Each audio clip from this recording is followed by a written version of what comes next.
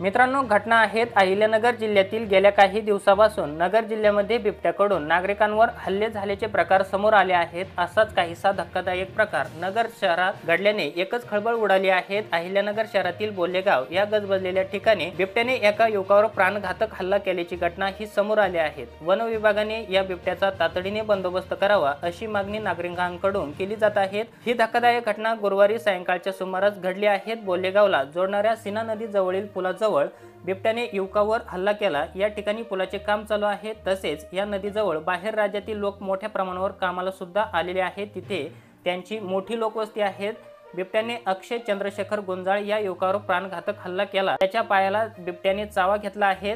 दरम्यान भर वस्तीत व वर्दळ वस्तीचे ठिकाण असलेल्या भागांमध्ये बिबट्यांकडून हल्ला झाल्याच्या घटनेनं नागरिकांमध्ये भीतीचे वातावरण पसरले आहे। नगर शहरात तसेच बोलेगाव परिसरात लोकांमध्ये बिबट्याची दहशत निर्माण झाली आहे।